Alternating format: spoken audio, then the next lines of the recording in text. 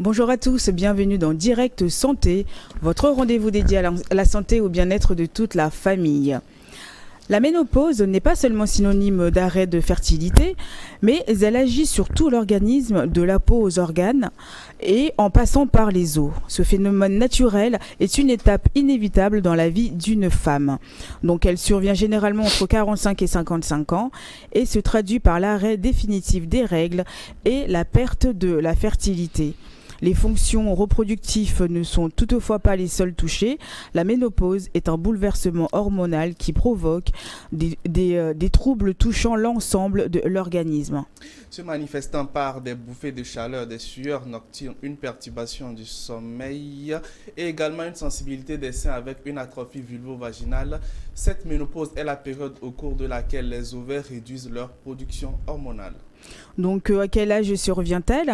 Quels sont les premiers signes? Donc, nous avons fait appel au docteur Abbas, donc, qui est médecin gynécologue obstétricien, donc, qui est avec nous pour nous parler de ce trouble hormonal chez la femme. Et puis, en deuxième partie de l'émission, nous répondrons à vos questions posées sur notre numéro WhatsApp, le plus 228 79 84 27 52.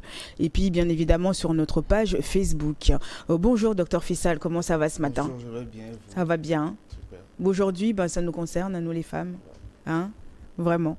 Donc, nous sommes accompagnés de Dr Abbas. Donc, bonjour docteur. Merci encore de nous faire cet honneur. Bonjour Madame Messi. C'est toujours un plaisir pour nous d'être là avec vous tous les matins pour parler de la santé féminine. Nous espérons que le réveil n'a pas été trop difficile. Non, ça va. L'habitude est en train d'arriver, effectivement. C'est ça, absolument.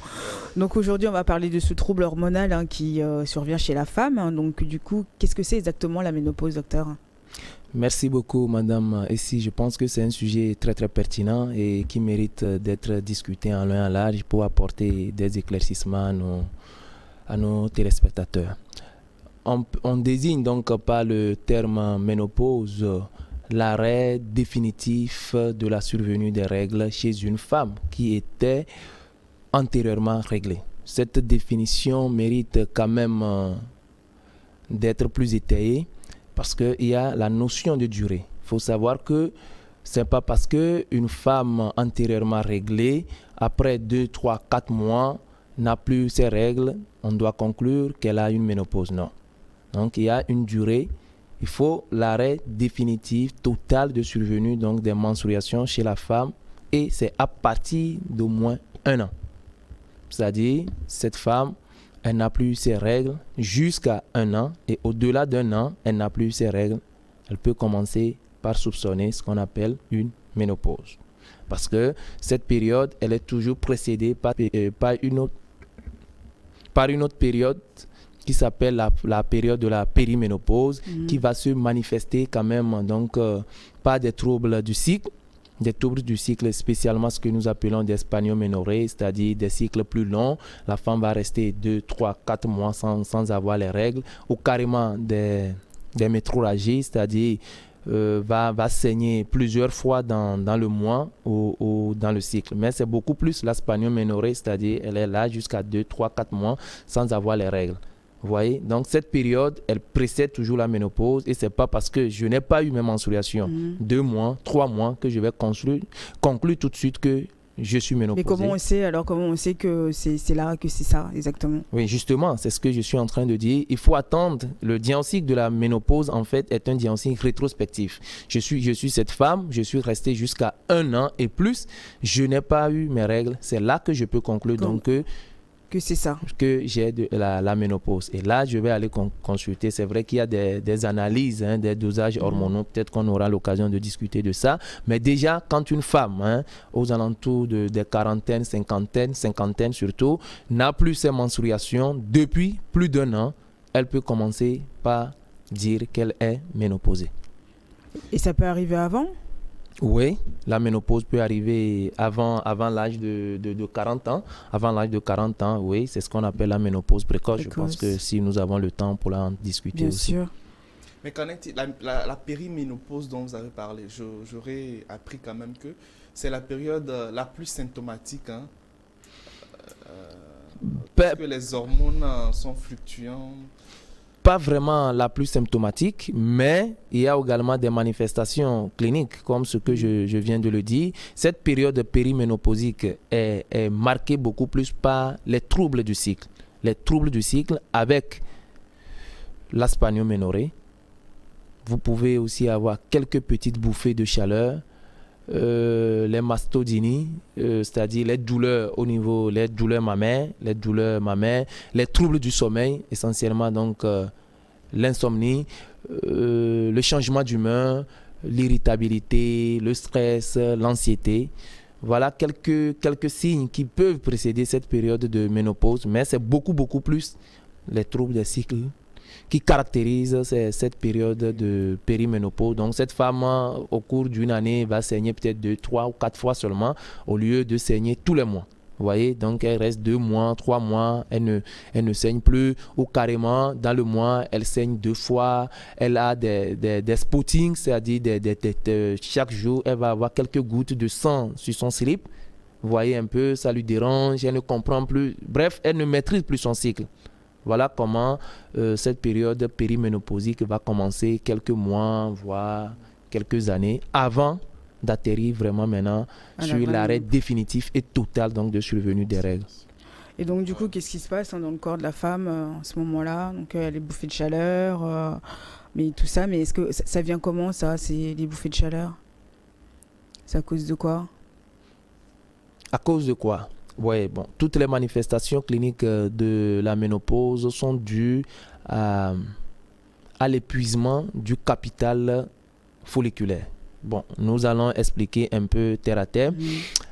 Quand la femme naît, elle a ce qu'on appelle des follicules. Elle a un capital de follicules ovariens. Ce sont ces follicules ovariens qui vont mûrir et devenir ce que nous appelons des ovules.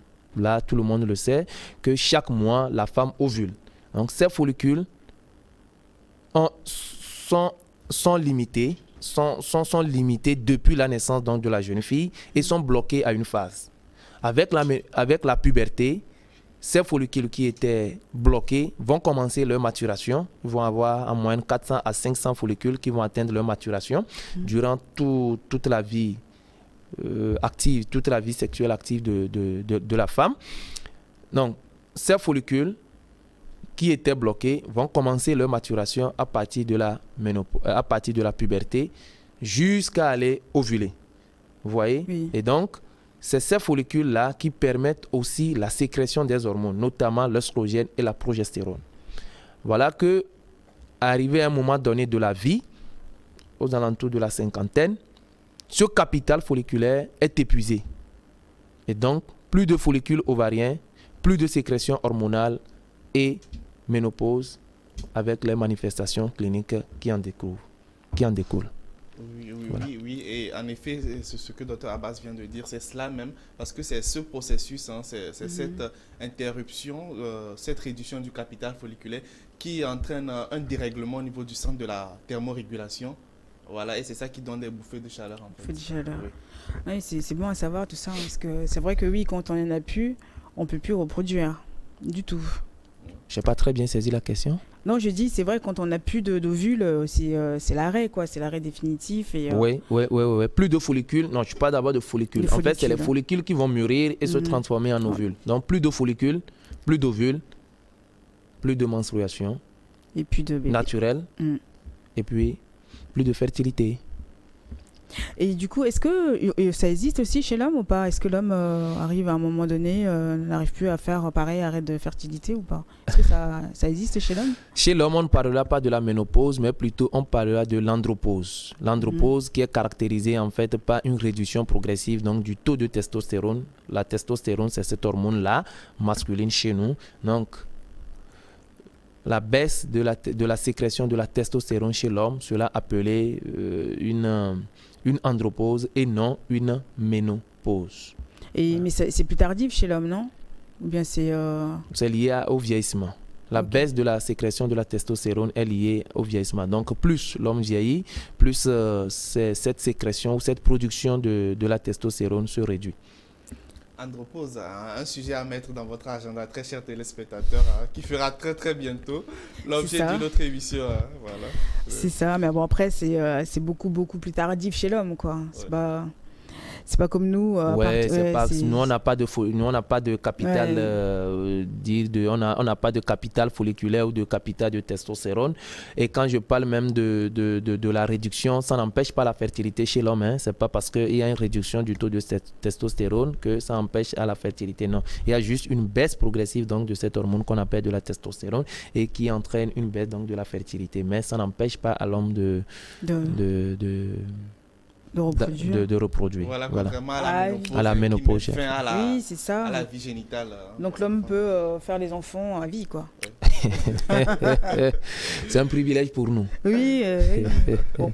Et est-ce qu'il y a des complications Oui. Il y a des complications liées donc à la ménopause. Des complications, vous aviez ce qu'on appelle l'ostéoporose. L'ostéoporose qui est définie comme étant une réduction de la solidité osseuse et qui entraîne donc un risque accru de fracture chez les femmes. C'est-à-dire que l'os de la femme, avec la ménopause, l'os n'est plus solide. On peut le dire comme ça, l'os n'est plus solide et dès que la femme fait une petite chute, elle peut faire une fracture. Donc là, vous avez ce qu'on appelle l'ostéoporose. L'os n'est plus solide comme avant. Et ça aussi, c'est dû aussi à l'absence donc, de sécrétion des hormones féminines chez la femme. Nous avons l'ostéoporose. Docteur Fischal veut ajouter quelque chose? Non, tout part en fait de ce dérèglement hormonal. Oui, c'est ça. On en revient tout le temps, voilà, qui est à la base de toutes ces manifestations chez la femme. Qui va vraiment toucher les os, quoi. Nous avions des complications également, des complications cardiovasculaires, parce que absence de sécrétion donc d'estrogène, ça augmente l'accumulation du mauvais cholestérol dans les vaisseaux et ça sera responsable de l'athérosclérose. Cette athérosclérose sera plus tard responsable de l'infarctus du myocarde. Ça, c'est les cardiologues qui peuvent mieux vous expliquer cela. L'infarctus du myocarde, ça sera responsable aussi donc des accidents vasculo-cérébraux. Vous voyez? Et puis après, nous avions des dérèglements dans la vie, même dans la vie courante ou dans la vie pratique même de la femme, comme ce que nous venons de dire tout à l'heure. Nous avons des bouffées de chaleur qui vont se manifester. Nous avons des crises nocturnes de sueur qui vont déranger beaucoup la patiente. Nous avons les changements d'humeur, l'irritabilité, le stress, l'anxiété. Nous avons des crises des douleurs ostéo-articulaires. Nous avions également l'atrophie vaginale. L'atrophie, c'est le rétrécissement du vagin de la femme. Nous avons la sécheresse vaginale qui sera responsable donc d'une dyspareunie. Nous aurons toujours une atrophie de la vulve, c'est-à-dire un amincissement aussi donc des grandes lèvres, des petites lèvres donc de la femme ménopausée. Nous allons avoir un trouble du sommeil chez la femme, un trouble du sommeil caractérisé surtout par l'insomnie, surtout par l'insomnie. Donc voilà les quelques complications que nous pouvons. C'est beaucoup, hein? Oui, c'est beaucoup. Cette dyspareunie désigne en fait une douleur lors des rapports sexuels. Mais docteur Abbas, avant de revenir en fait sur la symptomatologie, toutes ces complications jusqu'à l'accident vasculaire cérébral, est-ce qu'il y a des moyens pour les prévenir en fait? Parce que je suppose que ça n'arrive pas à toutes les femmes qui font la ménopause. Oui, il y a des moyens pour les prévenir. Est-ce que pour les prévenir, mais peut-être pour retarder ces manifestations ou ces complications qui vont arriver. Par exemple, quand vous prenez l'ostéoporose, il faut rapidement dans la période périménopausique, il faut faire une supplémentation en calcium et en vitamine D, par exemple, qui permet la solidité donc, des os. Donc la supplémentation en vitamine D, la supplémentation en calcium. pour éviter la survenue des complications cardiovasculaires, il faut une activité physique chez la femme. Il faut au moins en moyenne 30 à 45 minutes de marche chez la femme. Il faut réduire la consommation de tout ce qui est graisseux. Vous voyez un peu? Donc, nous avions l'alcool, le tabac, une activité physique quand même et une supplémentation en calcium et en vitamine D permettent quand même de limiter les dégâts de l'ostéoporose et des complications thromboemboliques. Voilà, vous l'avez compris, notez-le dans votre agenda pour toutes celles qui sont à la période périménopausique. Ce n'est pas quand même une occasion pour vous de faire une automédication. Demandez toujours conseil auprès de votre agent de santé, auprès de votre gynécologue pour votre supplémentation en calcium, en vitamine D et voilà. Le sport. Le sport, surtout marcher. Le sport, la marche, il ne faut pas l'oublier. Il ne faut pas l'oublier, c'est très important, c'est très très capital. Et ces bouffées de chaleur là, est-ce que ça dure combien de temps? Est-ce que ça a une durée? Ou bien c'est jusqu'à sa vie? C'est durant toute la période, excusez-moi, durant toute la période ménopausique. C'est durant toute la période ménopausique. Mais il faut dire qu'après, la femme ménopausée va commencer par s'y habituer. Elle va commencer par s'habituer donc à cette vie de vie. Vous n'avez pas vraiment le choix. Donc, elle commence par s'y habituer. Et puis, bon, elle s'y habitue. Voilà. Sinon, ce n'est pas que la bouffée de chaleur commence et à un moment donné de la vie post-ménopausique, ça s'arrête. Non, puisqu'il n'y a plus de sécrétion hormonale. Voilà, mais c'est vrai qu'il y aura quelques petits traitements hormonaux, peut-être qu'on en parlera. Il y aura quelques traitements hormonaux pour pouvoir diminuer donc, ces effets de bouffée de chaleur. Voilà un peu. Mais ça ne change rien sur la libido de la femme, non? La libido, voilà, dans les manifestations cliniques aussi, ça change. J'ai oublié aussi de le dire. Ça change parce qu'il y a une baisse de la libido. Vous voyez déjà une sécheresse vaginale, une atrophie vaginale, c'est-à-dire un rétrécissement du vagin, une atrophie de la vulve, un amincissement, rétrécissement des parois des grandes lèvres, des petites lèvres, une dyspareunie, c'est-à-dire une douleur lors des rapports sexuels avec son mari, avec son conjoint. C'est normal que la libido baisse chez la femme. Tout ça, ça me donne vraiment pas envie. Il faut profiter avant. Il faut profiter vraiment avant. Il faut profiter avant. Ah oui, sans modération même. Sinon, il y a vraiment une baisse de libido chez les femmes ménopausées. Il y a vraiment une baisse de libido. Donc, franchement, ça nous aide pas. Mais docteur, ces signes sont continuels dans le temps ou ça fluctue à un moment donné, ça peut redevenir normal ou... C'est continuel. C'est continuel, à moins que peut-être il y a quelques... On va marquer juste un temps de pause, on revient après le journal. Merci. Merci, reste avec nous. OK.